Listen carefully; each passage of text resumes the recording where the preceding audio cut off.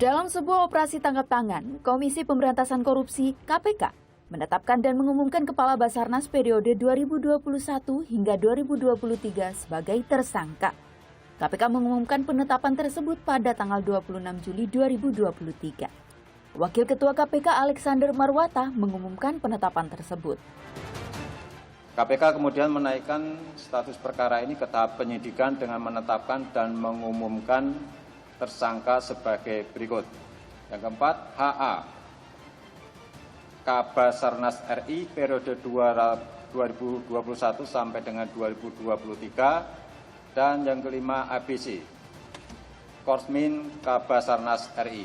Diduga HA bersama dan melalui ABC mendapatkan nilai suap dari beberapa proyek di Basarnas tahun 2021 hingga 2023 sejumlah sekitar 88,3 miliar.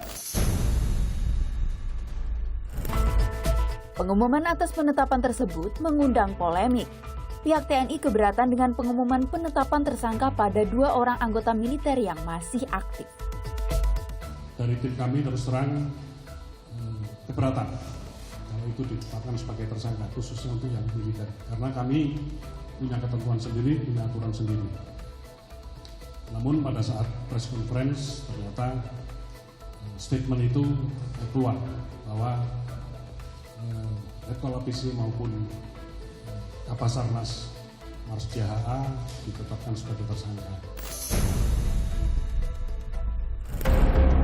Komandan Pusat Polisi Militer Tentara Nasional Indonesia, Marsikal Muda Agung Handoko mengemukakan Panglima TNI kecewa karena masih saja ada perwira tinggi TNI melakukan korupsi.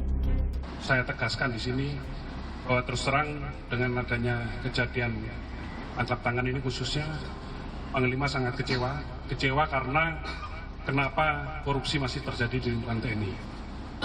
Jadi itu yang perlu ditegaskan dan Panglima sangat komit dengan masalah penegakan hukum, khususnya korupsi. Keberatan pihak TNI membuat KPK merasa harus meminta maaf. Wakil Ketua KPK Johanis Tanak meminta maaf atas kekhilafan yang dilakukan oleh tim KPK. Pasal 10 Undang-Undang Nomor 14 tahun 1970 tentang pokok-pokok peradilan itu diatur ada 4 lembaga peradilan. Peradilan umum, peradilan militer, peradilan tata usaha negara, dan peradilan agama. Nah, peradilan militer tentunya khusus anggota militer. Peradilan umum tentunya untuk sipil. Nah, ketika ada melibatkan militer, maka sipil harus menyerahkan kepada militer. Di sini ada kekeliruan kehilafan dari tim kami yang melakukan penangkapan. Atas kehilafan ini kami mohon dapat dimaafkan. Pengamat Bivitri Susanti mengatakan, KPK tidak sepatutnya minta maaf. Menurut saya KPK tidak sepatutnya juga minta maaf, gitu ya. Poin saya di situ minta maafnya itu. Kenapa? Karena sebenarnya ia tengah menjalankan tugasnya dan kalau memang ada hal-hal yang harus dijernihkan dan setahu saya juga sudah direncanakan akan dibuat tim penyidik koneksitas ini, ya seharusnya langsung jalankan saja karena kita harus berpegang pada ini tindak pidananya apa. Karena dalam Undang-Undang Peradilan Militer pun sebenarnya sudah jelas tuh kalau yang terkait dengan tindak pidana yang ada kaitannya dengan sipil, maka yang digunakan adalah mekanisme di peradilan umum. Komandan Puspom TNI menetapkan Kabasarnas periode 2021 hingga 2023, Marsikal Madya Henry Alfiandi dan Koordinator Administrasi Kabasarnas Letnan Kolonel Afri Budi Cahyanto sebagai tersangka pada 31 Juli 2023. Keduanya langsung ditahan. Maka dengan terpenuhnya unsur tindak pidana, penyidik Puspom TNI meningkatkan tahap penyelidikan kasus ini ke tingkat penyidikan dan menetapkan kedua personel TNI aktif atas nama HA dan ABC sebagai tersangka.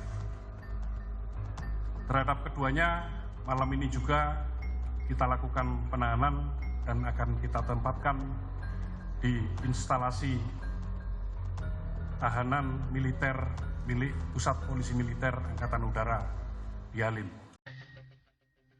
Presiden Joko Widodo menekankan pentingnya koordinasi antar lembaga. Presiden juga menyatakan akan melakukan evaluasi penempatan pejabat pada posisi yang penting. Menurut saya masalah koordinasi ya. Masalah koordinasi yang harus dilakukan. Semua instansi sesuai dengan kewenangan masing-masing. Menurut aturan, udah. Kalau itu dilakukan, rampung. Tidak hanya masalah itu semuanya.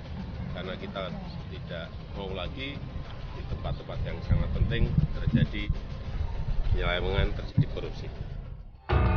Korupsi adalah racun bagi masa depan. Pemberantasan korupsi menjadi tugas paling penting untuk menjamin kemakmuran dan kesejahteraan seluruh rakyat di masa mendatang. Membiarkan korupsi hari ini akan memusnahkan generasi berikutnya dari peradaban.